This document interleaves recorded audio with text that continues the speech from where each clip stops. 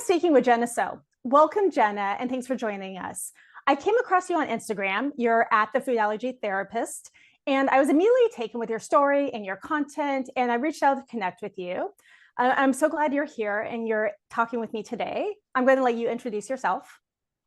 Yes, hi. Thank you, Dr. Elizabeth. Yes, my name is Jenna. I am a young adult turned therapist, and I was born with food allergies, so I'm happy to be here. Awesome. So, to ground us all for today's conversation, we're probably all familiar with that dramatic increase in the incidence and the prevalence of food allergies that began in the late 1990s and into the early 2000s and has continued since. And those kids are coming of age now. Um, in the past few years, I've really noticed this demographic shift in my clinical practice. For a long time, it was primarily food allergy parents who reached out to me for themselves or their younger children. And over the past few years, it's been young adults with food allergies contacting me. Late teens and 20s are already a time of transition that can be challenging for many. And then you add food allergies on top of that. Many are struggling with mental health issues as they're trying to navigate food allergies and their boundaries and learn how to advocate for themselves effectively in relationships and their jobs. And Jenna, I know this is one of your areas of expertise and something you're familiar with personally. So, to get us started, would you mind sharing a little bit about your food allergy story, maybe when and how it started and where you are today? Yeah, definitely. So I was born with an anaphylactic milk allergy. So my first day of being alive, I had my first reaction actually to formula in Wow. the hospital. So for me, late 90s kid, there was a lot of misinformation and lack of knowledge, even in the hospital. So it took me a while to get formally diagnosed, but really early on, my mom was on an elimination diet and I was avoiding dairy. Mhm. That right away, dairy was something I was extremely allergic to. And then later on, I found out that I was also allergic to eggs and also beef and pork. Those came much later. Those allergies are not anaphylactic, but the egg one started out more severe and over time has reduced, but my milk one remains my most severe anaphylactic one, in addition to other environmental allergens and asthma that a lot of people with allergies also experience. Mhm. Yeah. So for those ones like egg and beef and pork that came a little bit later, was there a period of time where you were eating those and okay, and then it shifted? Or were you always kind of avoiding them and then it became more clear? Yeah, so for egg, as far as I can remember, I had always been allergic to it, at some level, but as I got older, I was able to tolerate like baked egg in small amounts. So with egg, it kind of reduced over time. With beef and pork, though, I do remember when I was little, like trying it and then progressively starting to have like gastrointestinal symptoms after I would eat it. So that was something that at some point I was able to tolerate it, but then allergists could never figure out why. That eventually I just wasn't able to. So Yeah. And had your parents had any exposure to food allergies previous to this, or was this all new to them? no, yeah, this was all new to them. Neither of my parents have any allergies. My mom is lactose intolerant, but so are a lot of people. Yeah. So yeah, and my dad can eat everything. So it was brand new to them. It was a really steep learning curve for sure. Yeah. And at that point in time, it wasn't like today where we have the internet and all these resources and people know so much more about it. It must have been really scary and overwhelming for them. Exactly, yeah, and I am their only kid, so, their first kid too, and, Ah, it was very scary for them, there wasn't even in the US, there wasn't even a formula that they could purchase that was safe for me, so they actually had to, act like they were a retailer and buy, like, a wholesale shipment from the UK, from this company, Neocate, yeah, which now is much bigger, but sure. that was the formula that I survived on for, like, my first couple years of Wow. life, so, yeah. Are you able to tolerate goat's milk and sheep's milk? I'm not, no, Okay. I'm just as allergic to those. All of those, yeah. Mhm. So when you were growing up, what were some of the biggest challenges you faced as someone living with food allergies, especially in that point in time where, again, it was, I think, just starting to be on the radar for a lot of people? Yeah, I mean, I think one of the main things that I struggled with was just the lack of awareness and education, which still is prevalent today. But growing up in the early 2000s, peanut allergies even weren't that understood or Mhm. talked about. So my school there was no sort of allergy protocol. Constantly dealt with like milk getting spilled on me and just all those sorts of things. Teachers were really just not prepared or educated or trained. So I was really on my own at school. I like carried my medical kit with me. It was on me to really Mm, take action if something were to happen. Like no teacher or staff member mhm. was really trained for that. So definitely the awareness. Also, I definitely had a lot of shame about it. I mean, I minimized my allergies. I would try to postpone telling people about them as long as possible until Yeah. food was like unavoidable in our friendship. So I really tried to act as quote normal as possible Mhm. until the last second because I just didn't want to be viewed as weird or different. Yeah. So that was a big one, and definitely anxiety. I mean, I had a lot of nervousness around social gatherings that had food class pizza parties, root beer floats, socials, like Right. all of these things dairy is a main Berries part everywhere. of it. And when you're as allergic as I am just coming into contact skin contact, that is a reaction. Mhm. So it was just a lot of nervousness, and there weren't a lot of resources for me back then. I didn't Yeah. know that that's what anxiety was. So Okay. um, that was a big one. And then the last one I would say is definitely self-advocacy, which I'm sure we'll talk about more, but that is something Mhm. that really came back in my adolescence and early college years. That was a big Mhm. struggle. Yeah. I think dairy is such a hard one, especially for young kids. My daughter also is anaphylactic to dairy, and people just don't get it. I think they associate anaphylaxis a lot of times just with nuts, and it's so hard for them to believe. And Hmm. then it's everywhere. It's in every food, like you're saying, pizza and ice cream, and it's just so unavoidable. And I imagine it probably felt really scary and kind of overwhelming for a child, especially without the systems in place that some of which we have today, some places at least. Did you feel really alone with that? Oh yeah. I thought especially because this is before social media too. There's lots of Yeah, layers to it.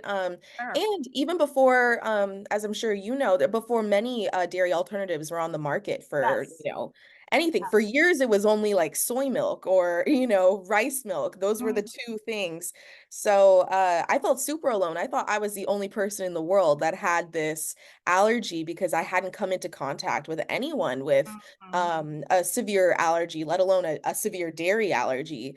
mm, So super isolating. And it wasn't until I made my Instagram page in college that I was exposed to the food allergy community online. And I was like, whoa, okay, there's a lot of other people out there that are yeah. also anaphylactic to milk. It's not just me. So. Mhm. So you mentioned anxiety and also shame. And I wonder, did some of that come from experiences you had, or was it just that sense? I think all kids want to be like everyone else and they want to fit in. So anything that makes you feel different can be really hard and embarrassing. Yeah, absolutely. I think for me, I definitely experienced some bullying and just negative feedback from peers regarding my Mhm. allergies. I have a memory of one time going on a trip with my parents and we were staying at this like resort and I met some other kids there. Me being an only child, it was like fun to meet other kids and get to play with Mhm. them. And I remember once food came into the picture, like we all were talking about getting lunch, and they found out that I was allergic to dairy, they just immediately walked off and they thought that I was like a weird kid. And that was something that really stuck with me at a young age like, oh, this is something wrong with me. That was the message that I was getting. And just not knowing anyone, not knowing that this was a thing other people experienced, I really like internalized it as a personal deficit. So I Mhm. think for me, that's where that came from. Did you have anyone that you could talk to about that? Could you go to your parents and share how you were feeling? Or was it just, again, very alone in that experience of feeling weird and left out? Yeah, I mean, my parents are supportive. They're also fiercely protective, and I think I kept a lot to myself out of fear that they would Mhm. go, try to talk to these kids themselves or talk to the Yeah. parents. And I was such a I was such an anxious kid. I really did not want to get anyone else upset or, to Mhm. feel like an inconvenience to anyone. So I kept a lot to myself for sure. And although I had a lot of awesome friends growing up, that even Okay. protected me sometimes. Like if there was a kid at school that was being mean about my allergies, I had friends that would step up and really advocate for me. But I did feel really alone in it. I didn't really have Mhm. people that I could talk to. Mhm. That's great that you have friends. I was going to ask you about that because I think sometimes that makes such a difference to have friends who, I know just personally, it's easier for me to advocate for my daughter than it is for me to advocate for myself, when it's Mhm. somebody else and you feel protective of them. And I've seen that play out among friend groups a lot that, maybe the person with food allergies feels a little shy or embarrassed and they don't bring it up, but their friend will bring it up, in a restaurant or a friendship situation. So it sounds like you had that a little bit of that. Yeah, no, absolutely. I think that was a huge like protective buffer for me. I'm having friends that I was really close with that got to know me over, years over my childhood and see up close all of the things that I had to do each day to stay safe. And, Mhm. over time, because learning about food allergies when you have no exposure to it, it is a long journey. There's Mhm. so much, to learn. And so from learning about what I could and couldn't eat to, all of the cleaning protocols and Right. safety measures, and just all of the things that I had to be aware of. My friends became super like aware themselves, Yeah. and now a lot of the people that I closely grew up with, they will still keep in touch, and they'll say, at my workplace someone had an allergy and I knew what to do and I advocated for them. So I really think it's important to have those people around you that can support you and help Mhm. advocate for you when you're feeling a little, maybe you're faltering in those moments. So Mhm. So you mentioned that it wasn't until you went to college and you kind of got on social media that you actually even tapped into this wider network. When you were growing up, did you know anyone else who had a food allergy? I didn't. Okay. No. I had no exposure to anyone, so it was very isolating. So what was that like kind of getting online and seeing like, oh my gosh, there's so many other people out there and there's such a pattern and similarity in a lot of experiences that go with food allergies, so relatable for so many people that I'm sure there was a connection right away. Oh yeah, I mean, I was blown away because my blog, my Instagram page, it started out as just being a little blog that I plan to only share with friends, to Mhm. share my recipes and the foods I was making and what restaurants I was safely trying.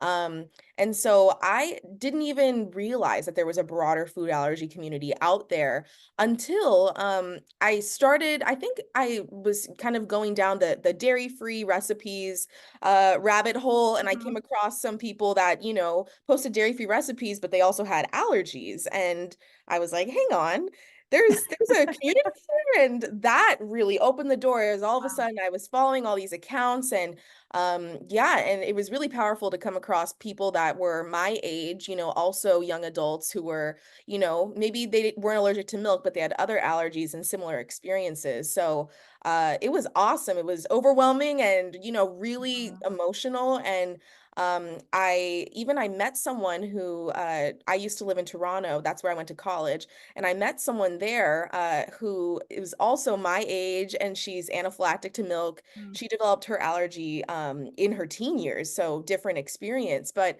we became really close friends through the food allergy community online, and we would meet up and even go out to restaurants together. So it was really awesome. Yeah. That's one of the best things about social media is the ability to connect with people all over the world who have similar experiences. Exactly. Yeah. So, we hear a lot, we talk a lot about how stressful, how hard allergies are, and they are. That's absolutely true. There's no doubt about that. And I also firmly believe that growing up and living with allergies can impart character strengths that you might not otherwise have. And I'm wondering, from your point of view, what qualities or values did food allergies instill in you? Yeah, I love this question because I know it's easy, to have the negative bias and focus Yeah. on, all of the challenges, but you're absolutely right. There are a lot of strengths. I think the first one that comes to mind is just more empathy. When you're a part of a group of people that have an invisible, disability, an invisible disease, and you just carry that with you every day. And, every space that we step into as food allergic people, we're on the lookout for our allergens. So I Mhm. think it's given me a lot more empathy for people with, all sorts of like chronic health issues and disabilities and, intersecting identities. I also would say it's made me a better planner. For sure, just because you can't be that spontaneous when it comes to food decisions, Mhm. especially if you're on the go with food allergies, and definitely a better communicator. Yeah. I think, it's forced me to be able to communicate with people, with strangers, whether it's staff at a restaurant or it's with new friends or, even my new coworkers.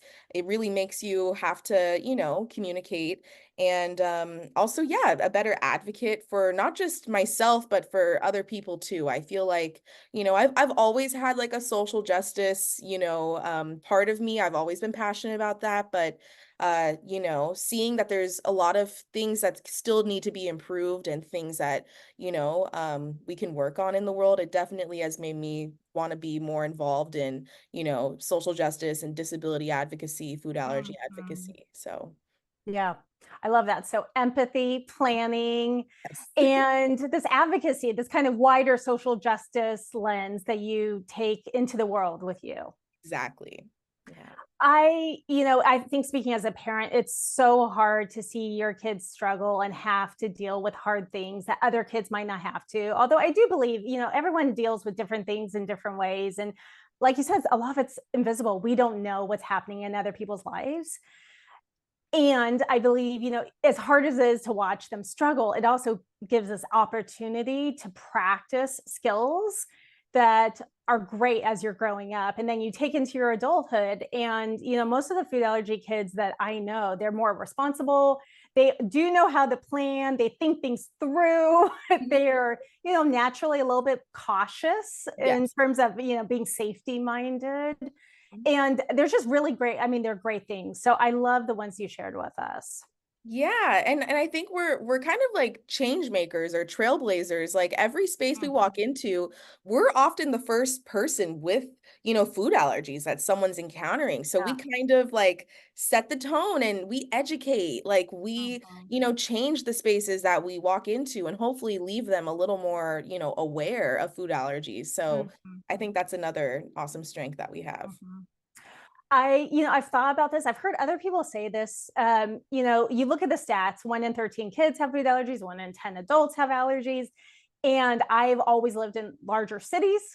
And I'm shocked by how few people I run into that have food allergies. It Mm-hmm. makes me wonder, where are these people? Where are they living? And you probably had a similar experience, I'm guessing. Because it does feel like a lot of times it is on us to be the person who is introducing and teaching and educating. Absolutely. And I think sometimes I'll run into people who have an allergy and I won't find out until much later into, our Mm, relationship because there is still a lot of shame or minimization that goes on. So that could be another factor is, maybe they're not so forthcoming as, maybe I would be. So, right. yeah. So, at what age did you know that you wanted to pursue a career related to improving lives for people with food allergies? I had to be probably I would say I was maybe 19. I was definitely in college, so growing up did not have any aspirations to do anything food allergy related. And I think I've shared I dealt with some shame and Yeah. anxiety. And so it was really an aspect of my identity that I pushed away for many years. I wanted Mm, nothing to do with it, did not want it to define me. Um, and then in my freshman year of college, I had a really severe anaphylactic reaction that sparked my own personal therapy journey. And that experience really showed me that, first of all, therapy is awesome. And also that, there's a lot of therapists that don't have allergy awareness, or they're not Mhm. informed. So I had to do a lot of psychoeducation, towards my therapist, and educating her on the burdens that food allergies can bring. And so I had the thought of like, wow, what if I could be that for someone else and they wouldn't have to do the psychoeducation? Like I just got it. And Mhm. so it was probably when I was, yeah, I would say I was 20, I was majoring in psychology. I always wanted to do something, helping people, and I loved like, understanding people and behavior. But yeah, it was, that experience really made me realize that I wanted to work like individually with people in a healing Mhm. capacity. So it sounds like that experience, that anaphylactic reaction, which must have been terrifying, especially at that point where you're away from your parents, you're away from home, and being independent, to have something like that happen. And then it sounds like going through therapy really helped you transform a little bit that sense of shame into more of a sense of meaning and purpose. Mhm. Definitely, yeah. Gosh, it was really scary. I mean, there were a lot of factors I think that kind of enhanced the traumatic aspect of it. Being in a new country, away from my parents, away from everyone that I knew. I didn't have a lot of self-advocacy skills going into it. I didn't have a lot of practice of like communicating my allergies because, my parents kind of did it for me most of my Okay. life. So I really was going into college thinking that I had it, thinking that I got it, but I really didn't.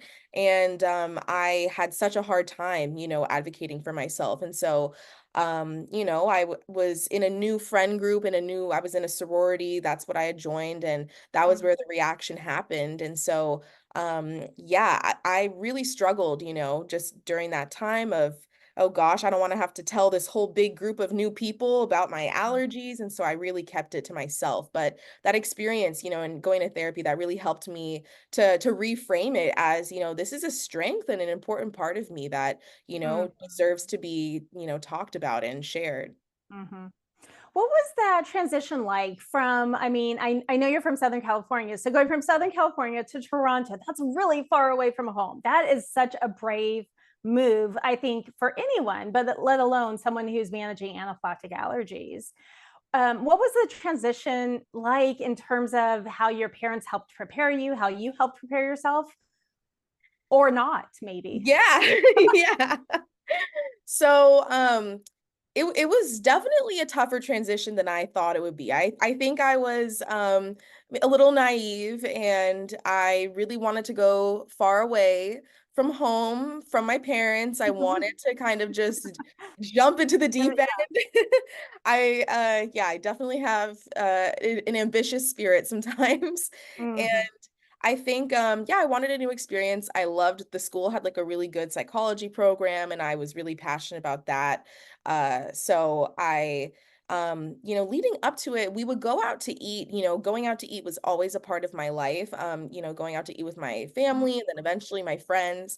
But I kind of stuck to, cuisines that usually didn't have too much dairy, or I had a select few safe restaurants. Mhm. And I I really didn't have a reaction from, gosh, I was probably like from from 6 years old to like, 18. The reactions I had were minimal, not anaphylactic reactions at all. So, I kind of went a long time without knowing my emergency plan and practicing it and really like going through step by step. What are my symptoms? What do I do when? When do I ask for help? And so when I went to Canada, I was not prepared, in the event of an emergency. And I also didn't really have like my safe restaurants anymore. I was in a Right. completely new place. So I think those were two factors that left me, vulnerable to, something like that happening and me not taking Mhm. action appropriately. Yeah.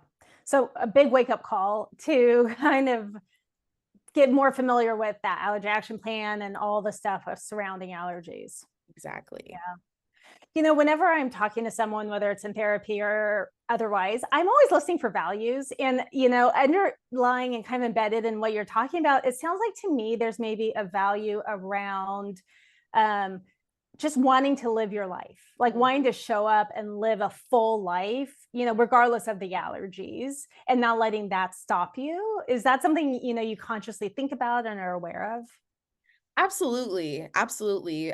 Although my allergies are, a huge part of my life that definitely factor into my decision making. I will say that's one thing that I think my parents instilled in me from an early age is, to not let them stop me from, Mhm, doing the things I want to do and living my life worth living. Like I've always wanted to travel, and have new mhm. experiences, make friends, date, like all of the things. And I never wanted to let my allergies stop me. So it was never a matter of like, what can't I do or what can I do, but like, how can I do this Yes. safely? Yes. That's what I always say to people. It's not if, can I, if, it's how, just what needs to happen to keep the person safe and allow them to show up and do what's important and meaningful in their life. Exactly. Yeah. So, and I think that's a powerful message. I mean, part of why I'm doing this series is these messages I find so inspiring. And I want people who are maybe a little bit younger than you, who are growing up, and starting to think about how to be more independent in managing their allergies and living their life to, hear some of this from people who've actually lived it and have that experience that there is a way to have severe allergies and they do limit what you can do. And you do have to take precautions and safety is, I'm sure, for the forefront of your mind always.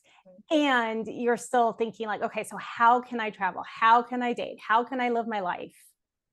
Exactly, exactly. There's a way to do it all, it just often takes a little bit more planning and, Yes. foresight than maybe it does for other people. Maybe I Mhm. can't spontaneously eat something or, do something, but I can still probably do it. I just have to plan accordingly. Yes, absolutely. So as you're building your career, what are some of your hopes and your aspirations? Definitely, I wanna continue working with people with food allergies and other chronic, health issues. That's my huge passion and Mhm, specialization. I love especially working with the young adults, the teenagers that are struggling with this because like you said, I think that time period can be really challenging in mhm, terms of navigating the world with your allergies. So that's definitely one focus. I also want to like expand my knowledge on other health conditions that often overlap or they intersect with food allergies, like mast cell activation syndrome is one that's coming to mind right now, yes. and EOE or alpha gal. These are things I know about and I know some people with them, but I think there's a lot more that I could learn. Mhm, So that's one thing. Also, yeah, to continue to work with organizations, to provide more allergy informed training. I would love to like, consult and just try and improve overall awareness of the mental health aspect of food allergies, even within mental health facilities or among mental health providers. And then also back to that advocacy thing, I would love to get more mhm, involved with advocacy and like, public policy lobbying mhm, for bills that are improving food allergy safety and awareness. mhm. What are some of the changes you've seen over time? You have this now kind of at least more than 2 decades experience of seeing how food allergies and the food allergy world has changed. Is there Mhm. anything that just comes to mind as what it's like now versus what it was like, 10, 20 years ago? Oh gosh, yeah, there's so many things. I'm sure you have seen them too, just being the mom, witnessing all of this. Obviously, there's more food options. That's the first obvious thing I can think of. I mean, there's ice creams, cheeses, all the things now, which is awesome. And there's variety too. So if you have like a nut and dairy allergy, there are options. So Mhm, that's awesome. I would say there is improved awareness in, at least schools that I've been in. Um, mhm, there's more awareness of food allergies. I know some schools they have like that allergy table, mixed thoughts on that, but it is there. right. And also I think on like a policy level, I've seen more bills, Mhm, cater towards food allergy safety, like in daycares, I'm mhm, thinking. There's this family, the Silvera family in New York, and they do a lot of great advocacy, for Elijah's Law, right. and improving daycare safety for kids with food allergies. So I've definitely seen, on a, like a government level, Mhm, more bills that are, highlighting that food allergies are a public health issue. It's a real, risk mhm, for at all age groups, but especially kids, when they might not be able to advocate for themselves. So. Mhm. And taking it back to the clinical realm and kind of the kinds of issues you might see in therapy, is there anything that feels different or new to you in terms of the kinds of problems kids today might be experiencing? That's a good question. Um, I mean, there's still a lot of the anxiety, the shame that Yeah. I experienced too. There is an added layer though, of social media, I would say, and the impact of, hearing about these really traumatic experiences regarding food Yes. allergies on social media and just how that can really increase the level of anxiety and even Mhm. like vicarious trauma. Yeah. So that is something new, I would say, that I've seen in not just kids, but parents too, and food allergy parents getting more, Mhm. anxious from seeing that and even Mhm. interacting with other food allergy accounts. Like it's awesome that we have each other, but also there can be some fear mongering that occurs and Mhm. misinformation. So being able to weed, through that, uh, Mhm. that's something that I think has changed. Mhm. And you're really active on social media, putting out content, mental health related content that helps people with food allergies as well as other kinds of chronic health conditions. It sounds like that's part of your mission. Definitely. Yeah. I really strive to be, an account that is promoting, evidence-based ways Mhm. to approach food allergies and, to mitigate the negative mental health side effects of, having food allergies, but also other chronic health conditions. I do have other, therapy focuses and Mhm. specialties that I'm interested in. So I'm overall just kind of trying to promote, strengths-based ways to view these things and deal with them Mhm. and still be able to live, the life you want to live like we were Right. talking about, even if you're dealing with, different challenges. So, Mhm. yeah. What are some of your other areas of specialization? I really love working with attachment, Mhm. issues. Mhm. I have experience working with like little ones in some of my internships. So I do like working with parent-child like attachment stuff, but I also really like working with young adults and relationship issues and attachment. Yes. So I really enjoy that work. Mhm. I also really enjoy gosh, I enjoy working with like mood disorders, depression, and I really enjoy working with, just trauma in general. Mhm. So I think me and you have talked about it, but I really like working, from an internal family systems lens a Right. lot of the time. And also in getting training in TFCBT. So Mhm. yeah, I really like, working with those as well. Awesome. You mentioned earlier when you talked about going to therapy for the first time that, you were educating your therapist. Yes. And for sure now we have more allergy informed therapists. My experience is I think almost all of the ones I know have a personal connection to food allergies. Either they have them or they are managing them for a child. So there is this kind of partnering of lived experience with professional expertise. Some like yourself maybe had the lived experience first and then it led into that. And sometimes it's the other way around. Like for me, I was already a psychologist and then I became a food allergy parent. But I think it's interesting that we have more resources now, but I'm wondering what you think about this. I still think there's too few. There's too Mhm. few. And I hear from people all the time. People reach out to me. Usually, I'm not the first therapist they've seen. Mhm. They have gone to others and they feel like they just either don't get it or they minimize and dismiss and invalidate some of the real true safety concerns. Mhm. And so they are looking for somebody who has that experience and kind of just knows and gets it. I'm Yeah, wondering what you think absolutely. about all that. I completely agree. I've had the same experience. I mean, even in the mental health field, I feel like I do a lot of educating among mental health providers, among my peers. In my grad school program, I mean, I was the one that was bringing up this issue in a lot of our Mhm. class discussions, and my classmates were like, "What? I've never thought of that." So, Right.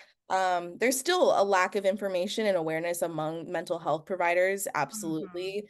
And I've also experienced, all the people I've worked with that have had food allergies, they've been to other therapists before. Mhm. So it took them a while to even like search for, food allergy informed therapist and find one.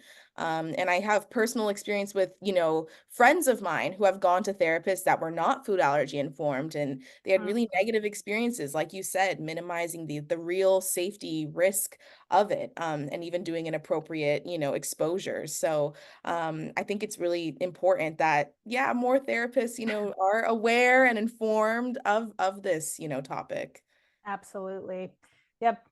And I never would want to say that a therapist, you can't have a great therapist who does not have the lived experience. And I think that's true for any condition. You don't have to have experienced the thing to be able to help somebody treat it. Mhm. And I also do think there are some conditions where it really adds an extra layer. If nothing else, it maybe just allows you to jump in quicker and build that relationship. And as we both know, the relationship is kind of the vehicle of change in therapy. So it's Mhm. about that connection and that safety. And so maybe if nothing else, it helps that, happen faster, maybe even on a deeper level. And then you can build from there in terms of therapeutic interventions.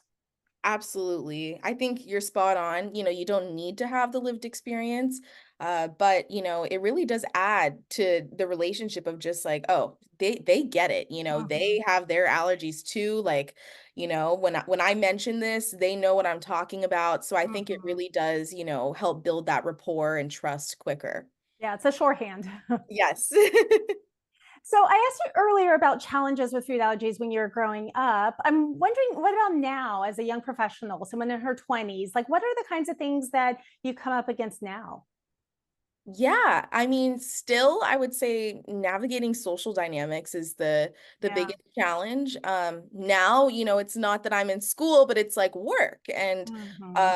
food is a big part of the workplace too. When I'm going into the office and there's birthdays and work lunches and holiday parties, like it's now navigating that and having to advocate for myself, and educating my coworkers and my supervisor. Um, so definitely work, and also I think, dating, relationships, Mhm. um, that was a huge one for me. I was in a relationship for pretty much all my teen years and early 20s, and now in the latter half of my 20s, it's like dating for the first time as an adult with food allergies, and Mhm. having my own kind of script and boundaries, and things that I have to do to be safe. So that's been a Mhm. huge one.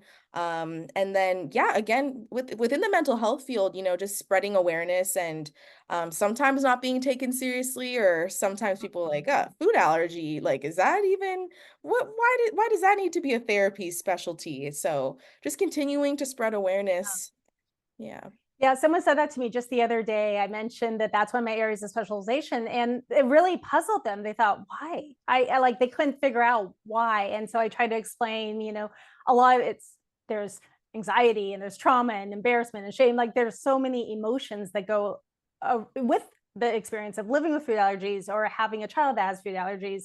And they kind of got it, but they had never thought that through. And they like it just didn't make sense at the beginning. Yeah, it really is a blind spot, for a lot of people. I think, this probably can apply to other chronic, Sure. health conditions, especially invisible ones, just people don't understand like how it really is an everyday, like constant, thing that we have to deal with to Yeah. survive. Yeah. Yeah. So you mentioned kind of so a challenge is just knowing your boundaries, advocating for yourself, communicating effectively. And I think so often it starts with those boundaries, like even figuring out what is an appropriate boundary, what's too much, what's not enough. Do you have any tips or any kind of things that have helped you in terms of figuring out what those boundaries need to be? Yeah. I mean, definitely seeking my own therapy has helped for sure. Especially I'm someone that totally has like people pleasing tendencies. And Hmm. so that can make boundary setting and advocacy really hard. Yeah. Um, so seeking my own therapy, also, practicing in lower, maybe lower risk or lower anxiety settings, like whether it's, first in the mirror with myself and then maybe with like my best friend on the phone, Mhm. or even with my parents, literally practicing my script. For Yes. me, I'm someone that it helps me if I just say things out loud and just hear how it is. Mhm. So practicing my script for different scenarios, whether it's like talking to a waiter at a restaurant or calling the manager, or it's, Mhm. talking to maybe a new, partner that I'm going on dates with about my allergies. Like, how do I present that? And even having a little note in my phone of like texts I can send, for when I need to tell someone about my Yeah, allergies. Like, I have yeah, some templates in my phone I can use. so smart. Um, so that really helps. And then definitely, having kind of like my own coping kit for myself when I'm feeling low or drained. So for me, like I love, writing like positive affirmations for myself that are like specific to food Mhm. allergies to really help me reframe some of those negative thoughts. And having like a list of activities that I can do to boost my mood. And then a big one is also like learning new skills that kind of turn maybe my fear into a strength. So like cooking and learning new allergy friendly recipes Mhm. and, hosting. So kind of like taking matters into my own hands and finding ways that I can, Mhm. enjoy like social gatherings and Yeah. maybe a safer way that I feel a little less anxious about. Mhm. I love that you talked about scripts and practice because and this holds true for everything. I think, when we're in a stressful situation is not the time to try to figure out what to say and what to do. If you can anticipate it ahead of time, and maybe people think it's a little overly structured, but I always recommend write it down, put it in your phone, practice it like anything, because the more you practice it, the more automatic it becomes and comfortable, and the more likely then you can access it in those moments when you really need it. Mhm. And, like you said, these things are hard, especially if you have people pleasing tendencies and, you kind of you value harmony in social groups, right? And it feels like a disruption somehow to bring it up. Absolutely.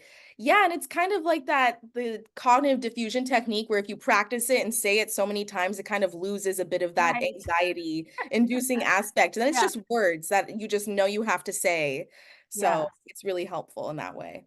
I imagine that's something you do with your clients. You have them Yes, really practice until it loses, like you're saying, that emotional impact. exactly. Yes. Yeah.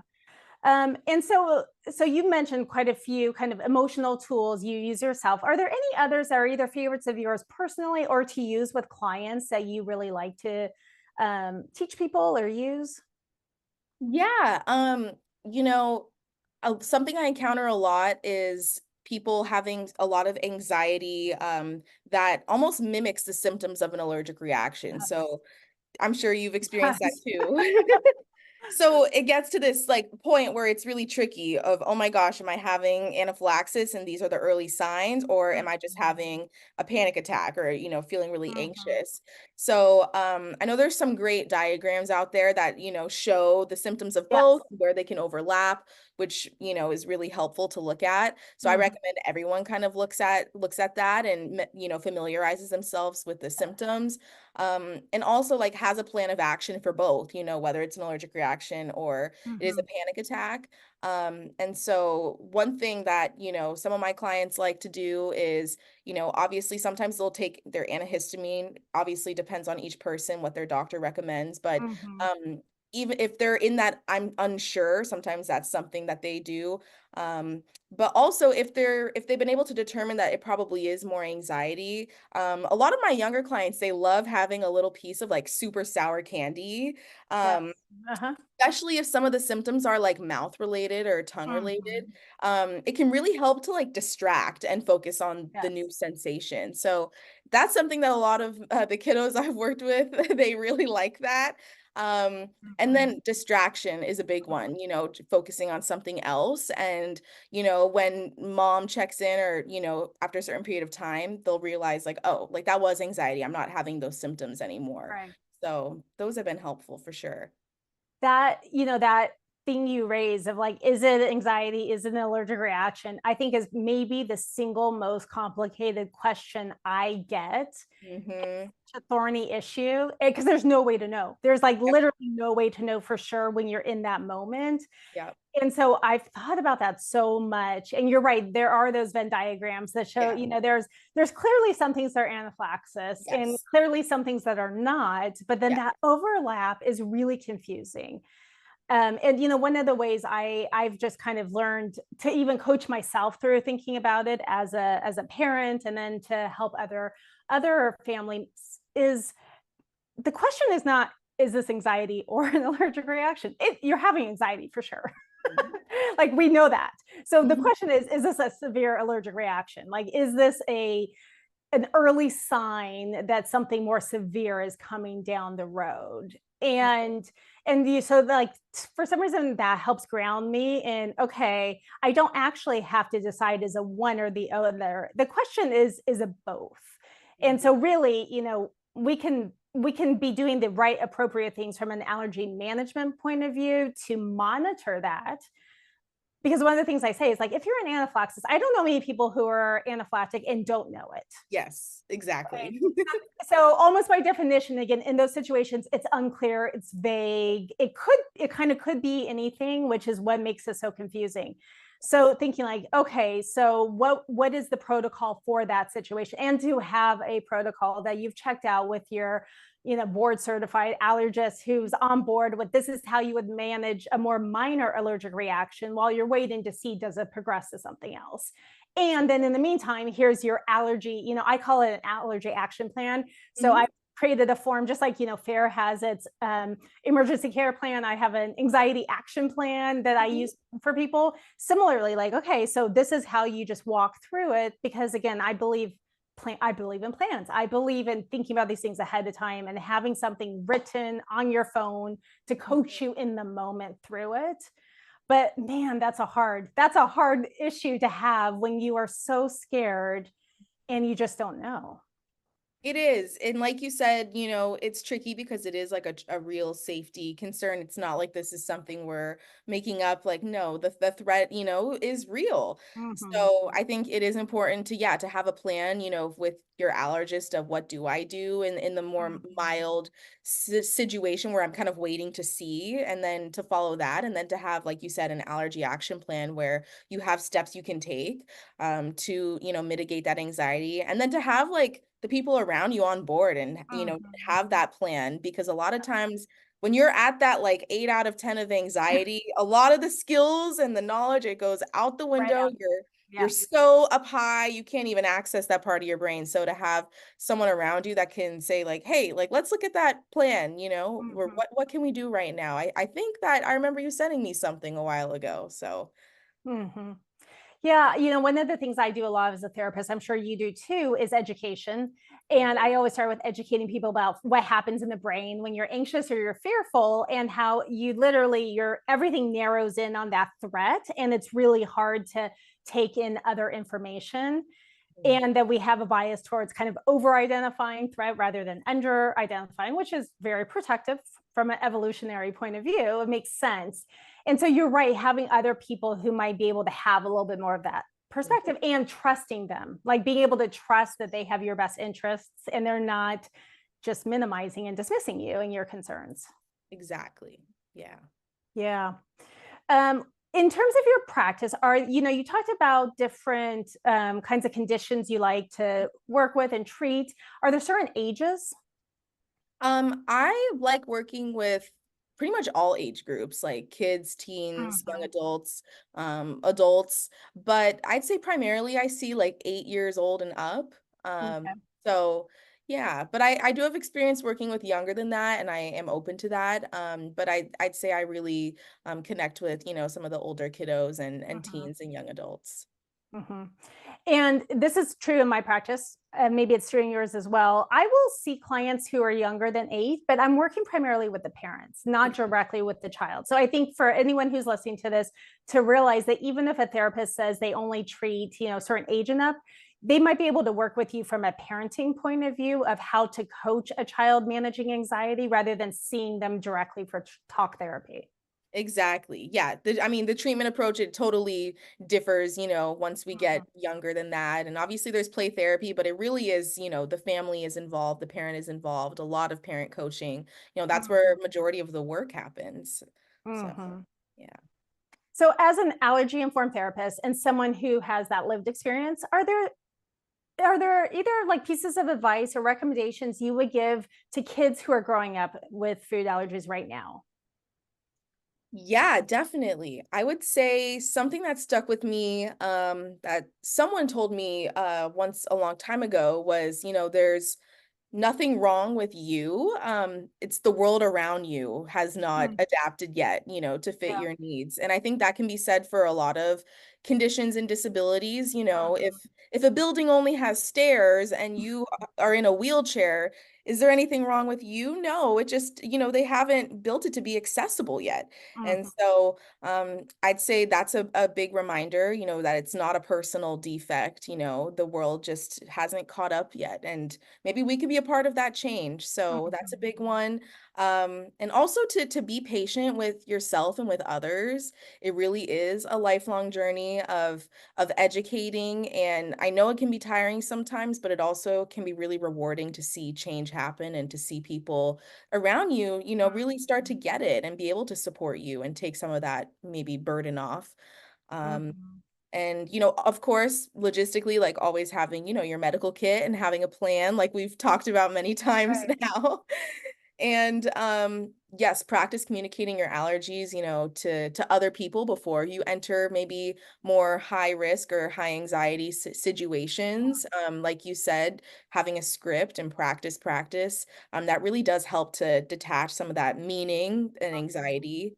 Um, and yeah, and then back to what we said, like don't let these, dictate what you do with your life or limit you from the experiences you want to have. It's not a matter of if, it's how. How can I do Mhm. this?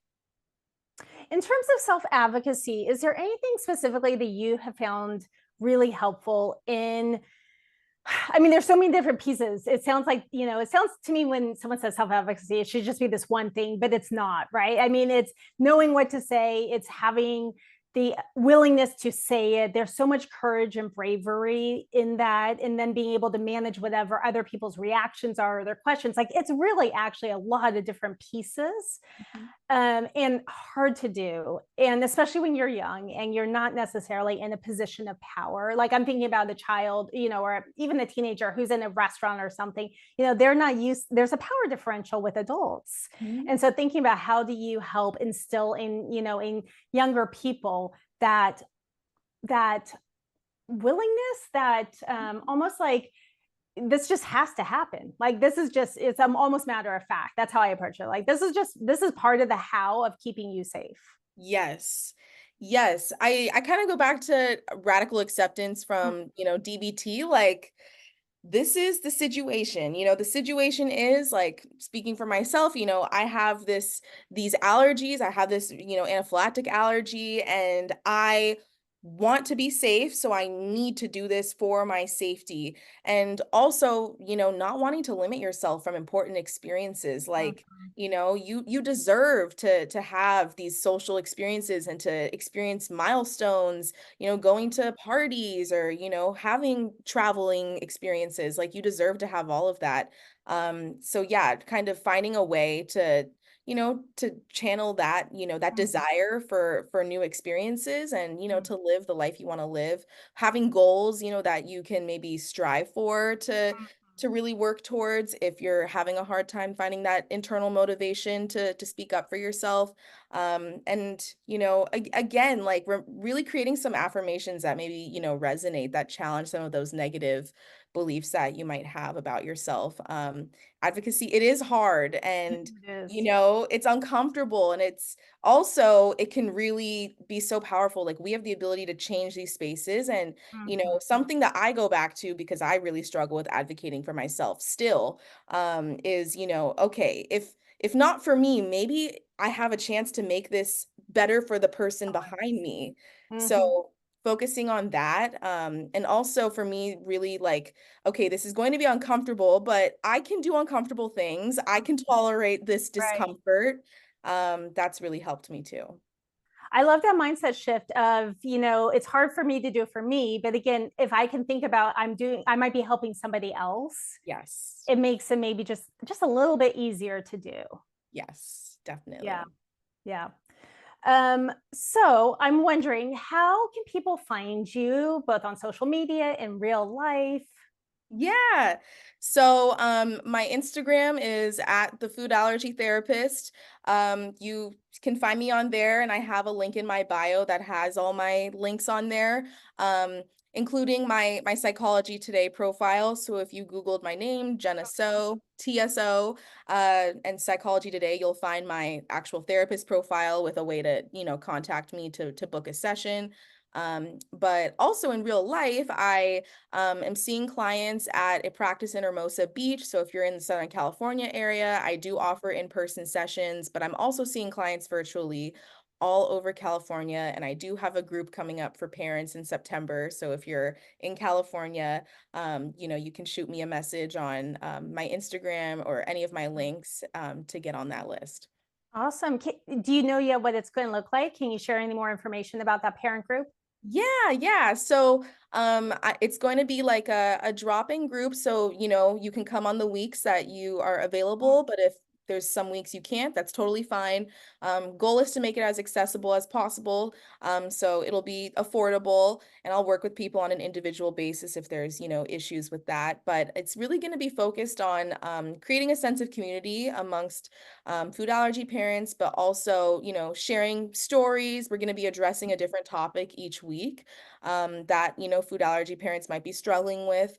But we're also going to be learning some skills. So I'll do a little bit of teaching. Okay. Often, anxiety management, stuff related to that.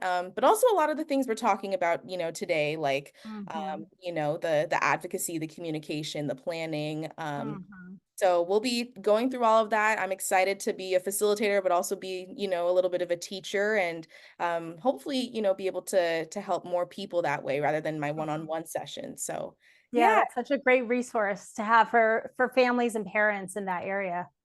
yes, I'm excited. And I did get a little interest for a food allergy adult group. So that might be in the future. So stay tuned. So if anyone is in California and is either an adult or a parent Yes, managing food allergies, check out Jenna. yes, So at the Food Allergy Therapist yes, and your website, which we will link in terms of the notes. yes. When I was listening to you talk about the topics for the parenting group, one of the thoughts I had, and I had this earlier, which is for me another one of these really thorny issues where it's not right or wrong and it's very individualistic and it's hard to deal with, which is risk tolerance. Mhm. Because, I think embedded in everything we've talked about is a willingness to accept, to radically accept that there is no such thing as perfect safety. And I Mm, think a lot of times, especially parents can fall into a little bit of that more perfectionistic mindset around food allergy parenting and wanting to eliminate all risks. yes. And I think for me as a therapist, I'm thinking maybe for you as a therapist as well, we can also see the value in learning how to cope with risk and manage risk and practice that if something less than ideal does happen, it's an opportunity to do those hard things instead of a failure of the system, that it can kind of be a lot of different ways that it just depends on your mindset and how you shift your perspective on it. Exactly. No, I love how you worded that. And everyone has different boundaries and things that they're comfortable with, and it's different starting points. But yeah, I mean the goal that I think most parents have is to help their kids live a happy, healthy life and Yes. set them up for success. And part of setting them up for success is acknowledging that the world is not perfectly safe. And we can protect and keep them in a bubble for a while, but I have the lived experience as the kid that was in that bubble that I wasn't prepared. And Mhm, so I think there's a lot of value in, yeah, accepting the risk and finding ways, to live mhm, with it, to tolerate yeah, that discomfort that comes along with it. And, mhm, hopefully, help your kid to be prepared and, able yeah. to do the things they want to do safely. hmm And the other thing I think about allergy boundaries is they change over time. Like the Mhm. boundaries I had, for my daughter in preschool are not the same as what she had in elementary school or she's in high school now. It's going to look different. And some of that's based on medical, what's happening medically, but then there's also just developmentally where someone is at and what their needs are and what their resources and skills are. That we have to, not have things just put in place and like keep it that way forever, but really update them and have a lot of flexibility about them. Exactly. I think the flexibility that you're touching on is huge, being able to adapt and, revisit maybe boundaries that we had set and or things we had done in the past and see, maybe how can we change these over time to fit, Mhm. either your child's needs as they grow Yeah. up because yeah, you're right. Things change but depending on, the age that they're at and medical advice. So I think that adaptability and flexibility and when you were talking about the perfectionistic thinking, it can be kind of black and white of, Right. no, we're gonna do this every time. But it really is like finding the middle path of Mhm. sometimes things are, not perfect. And how can I, Mhm. tolerate? Yes. I feel like we could keep talking and talking and talking. This is such a pleasure for me to be able to talk to you and for you to share your experiences. So thank you so much for talking to me today. I mentioned earlier my food allergy journey started in 2008 when my daughter was born, and she's now almost 16. And again, I'm so excited to share your story and words of wisdom with kids like her who are starting to like look out at the world and think about what they want to do. And I know in my daughter's case, she certainly wants to use her food allergies and her experience as someone who has lived with that her whole life in what she chooses to do as a career, and she's kind of exploring what those options might be. But I think people like you are really a role model for this next generation of food allergy kids. And today you were just so thoughtful in how you balance, the challenges and the risks and also the strengths, how you found, strength and purpose in that adversity. And now you're committed to this career that is really filled with meaning and purpose. And ultimately, I think that's the best we can do is find a life filled with meaning and purpose and satisfaction. So thank you from the bottom of my heart, Jenna. Thank you for coming, for sharing with all of us your story. Thank you. Oh, thank you so much. I'm so happy to be here and I'm so thankful for you as well as such a important resource, in this community and, trying to be accessible to all of these people, families that need this information and, the support. So thank you so much for having me. I could talk with you forever, but this has been awesome. No problem.